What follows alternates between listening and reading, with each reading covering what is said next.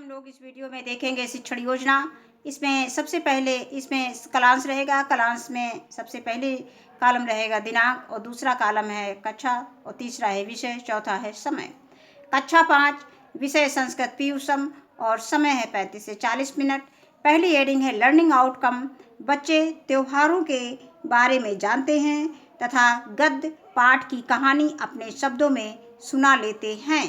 इसके बाद है प्रकरण, ये पाठ का नाम है ईद महोत्सव।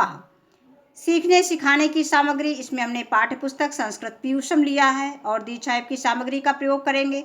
और तीसरी हेडिंग है सीखने सिखाने की प्रक्रिया गतिविधियाँ। इसमें भी 4 कॉलम रहेंगे। पहला कॉलम है क्रम संख्या, दूसरा है चरण, तीसरा है समय और चौथा है आकलन के तरीके। अब इसमें चरण की जो पहली हेडिंग है वो शिक्षण के शुरुआत में, इसके लिए समय निर्धारित है 5 मिनट और सहभागिता व प्रतिक्रिया के द्वारा बच्चों का आकलन करेंगे। शिक्षक बच्चों को नीचे दी गई कविता का हाव भाव के साथ सस्वर वाचन करवाएंगे। और इसके बाद इसमें हमने एक कविता दे दिया है, ईद आई सबके घर में सिवई बनी, सिवई खाकर ईद मनाई, सबने सबको गले लगाई। इसके बाद अगली हेडिंग है इसमें शिक्षण के मध्य में। शिक्षक बच्चों को अपनी, इसमें इसके लिए समय निर्धारित रहेगा 20 से 25 मिनट और सहभागिता व प्रतिक्रिया के द्वारा हम बच्चों का आकलन करेंगे। शिक्षक बच्चों को अपनी पाठ्य पुस्तक संस्कृत पीयूषम में पृष्ठ संख्या 39-40 पर सप्तदशः पाठ ईद महोत्सव नामक पाठ खोलने के लिए कहेंगे। इसके बाद आगे देखते हैं इसी के। अब शिक्षक बच्चों को चित्र का अवलोकन, यानी पुस्तक में जो पाठ में चित्र बना हुआ है उसका अवलोकन करवाते हुए पाठ विषय वस्तु के विषय में बच्चों को बताएंगे। इसके बाद शिक्षक पाठ का आदर्श वाचन करेंगे। बच्चे शिक्षक द्वारा बोले गए शब्दों को दोहराते हुए दोहराएंगे।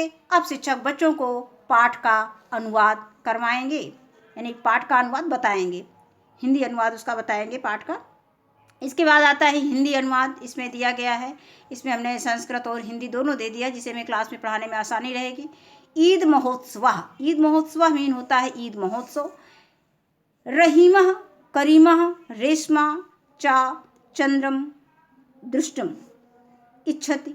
रहीम, करीम और रेशमा चंद्रमा को देखना चाहते हैं। रेशमा भ्रातरो ईद महोत्सव कदा भविष्यति, यानी रेशमा भाइयों ईद महोत्सव कब होगा। रेशमा अपने भाई से पूछ रही है, भाइयों से, कि ईद महोत्सव कब होगा। करीमः करीम अद्य चंद्रस्य दर्शनम अभवत, आज चंद्रमा का दर्शन हो गया। करीम आज चंद्रमा का दर्शन हो गया। श्वः एव ईदस्य महोत्सव भविष्यति, कल ही ईद महोत्सव होगा। रहीमः सखे इमं निर्णयम कः अकरोत्, रहीम मित्र इस निर्णय को किसने किया। करीमः मित्र इमं निर्णयम दिल्लीतः इमाम महोदय अकरोत्, करीम हे मित्र इस निर्णय को दिल्ली से इमाम महोदय ने किया। रात्रौ एव तस्य उद्घोषः अभवत्, रात्रि में ही उनकी उद्घोषणा हुई थी। रहीमः श्वः वयं प्रातः एव ईदगृहं चलिष्यामः। इसी के आगे देखेंगे। रहीम कल हम प्रातः ही ईदगाह चलेंगे। करीमः वयं तत्र गमनाय नूतन वस्त्राणि एवं धारयिष्यामः, करीम हम सब वहाँ जाने के लिए नए वस्त्र ही पहनेंगे। रहीमः त्वां श्वः गृहम् आगच्छतम, रहीम तुमको कल मेरे घर आना है। वयम इतः ईदगहं चले श्याम, हम सब यहाँ से ईदगाह चलेंगे।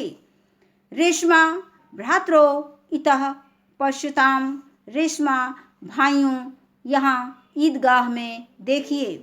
अस्मिन् उत्सवे सम्मिलितं हिंदू सिख ईसाई धर्मावलम्बिनः जनः अपि सोत्साहम् आगच्छन्ति। इस उत्सव में भाग लेने के लिए हिंदू सिख ईसाई धर्म को मानने वाले लोग भी उत्साह के साथ आते हैं। तेषां स्वागतम् अस्माकं परमो धर्मः, उनका स्वागत करना हमारा परम धर्म है। इसके बाद अगली हेडिंग आती है शिक्षण के अंत में। इसमें समय निर्धारित है 10 मिनट और सहभागिता के द्वारा हम बच्चों का आकलन करेंगे। शिक्षक बच्चों को विभिन्न त्योहारों के विषय में बताते हैं और बच्चों से किसी एक त्योहार के विषय में अपने विचार व्यक्त करने के लिए कहते हैं। इसके बाद अगली हेडिंग आती है श्यामपट्ट कार्य, शब्द अर्थ। इसमें जो कठिन शब्द हम शिक्षक जो है कठिन शब्द श्यामपट्ट पर लिखेंगे। इसके बाद बच्चों को उसे अपनी कॉपी पर उतारने के लिए कहेंगे। दृष्टम मीन होता है देखने के लिए, कदा मीन कब।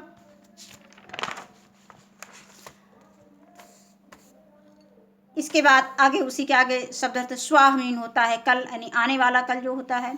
इमम मीन इस, निर्णयम मीन निर्णय, और उद्घोष मीन घोषणा, और आगच्छतम तुम दोनों आओ, सम्मेलितम भाग लेने के लिए, सोत्साहम उत्साह के साथ। इसके बाद अगली हेडिंग 5वीं हेडिंग है प्रदत्त कार्य गृह कार्य असाइनमेंट। इसके लिए समय निर्धारित है 5 मिनट। शिक्षक बच्चों को किसी एक त्योहार पर 5 वाक्य लिख कर लाने के लिए कहेंगे। जैसे सभी बच्चों को ईद के विषय में ज़्यादा जानकारी नहीं है, तो उनको जो भी पसंद हो वो उस त्योहार के विषय में 5 वाक्य घर से लिखकर लाएंगे। इसके बाद अगली हेडिंग है शिक्षक की आगामी कार्य योजना।